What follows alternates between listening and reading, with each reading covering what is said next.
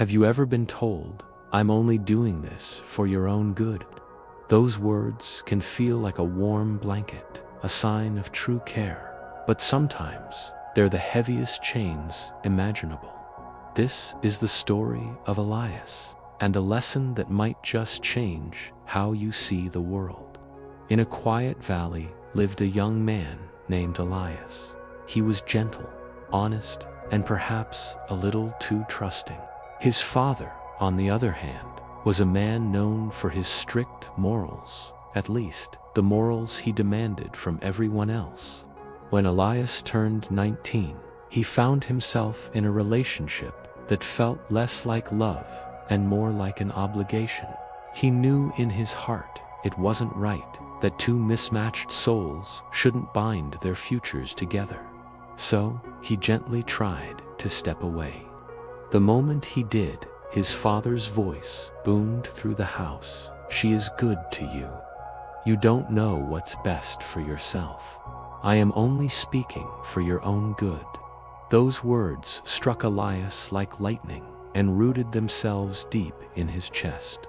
Doubts began to sprout. Maybe father is right, he thought. Maybe I'm just being ungrateful. Maybe I should just force myself to stay. We've all been there, haven't we? That moment when someone else's certainty drowns out the quiet whisper of our own heart.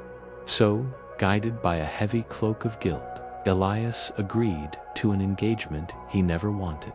The village celebrated, the families rejoiced. But amid the laughter and congratulations, Elias was silent, wearing a smile that didn't reach his eyes. He was a man wearing a mask. As the wedding day drew closer, a deep, unsettling feeling grew inside him. It was a persistent whisper in the quiet moments. If this is truly for my own good, why does my heart feel so caged? It's a question many of us have asked. When the right path feels so wrong, what do you do? One sleepless night, Elias's world shattered. He overheard his father whispering to a relative, the words slipping through the cracks in the wall. "The bride's family asks for very little," his father said. "It saves me a lot of money. And you know, when a son marries early, it brings great honor to the father's name." In that chilling instant, the truth hit him like an icy wind. His father's so-called morality, his righteous insistence, his constant refrain of "I only want what's best for you." It was never about Elias's happiness. It was about his own convenience, his own pride, his own comfort. Elias finally understood. The most dangerous chains aren't forged from iron and steel. They're forged from moral obligation, spoken with a loving smile. They are the invisible cages built from words like duty, gratitude, and family honor. The next morning, a strange calm washed over Elias. He faced his father, his voice steady for the first time in months. "I will not marry her," he said. "My life is mine to live." His father exploded. He raged, he scolded, he shamed. He painted Elias as foolish, heartless, and profoundly ungrateful.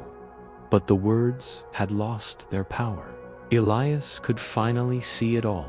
Clearly, the righteous mask was slipping, and the selfish motives were laid bare. Without another word, he turned and walked away. As he left that house, he carried with him a single, life-altering lesson. Not everyone who claims to act for your good is actually acting for your good. Some people wear morality like a mask, a tool to control you, to guilt you, and to steer you towards their own interests. In the years that followed, Elias encountered this pattern again and again, in many different forms. He met those who manipulated with moral righteousness, saying things like, "A good person would do this." He met those who used labels to control him. "You're such a kind soul. You wouldn't refuse me, would you?" And he met those who manipulated with emotion. I love you like my own family, so you can't ask me to repay the money I owe you.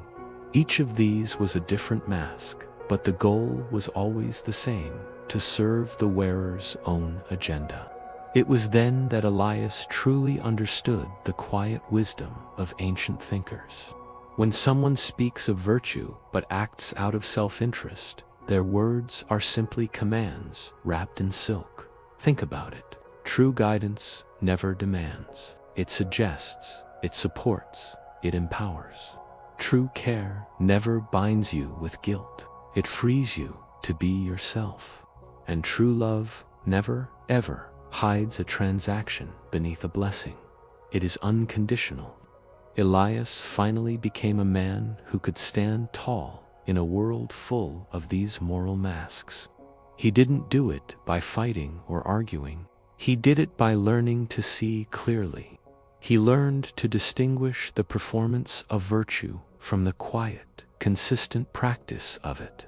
And whenever someone sought his advice, feeling trapped or confused, he would share the simple truth he had learned. He'd say, "Listen carefully to others, yes, but listen more carefully to that quiet voice inside you. It never lies. That inner voice, your intuition, your gut feeling, your heart's true north, is your most reliable compass. When a decision feels wrong, even if the whole world tells you it's right, that feeling is valuable data.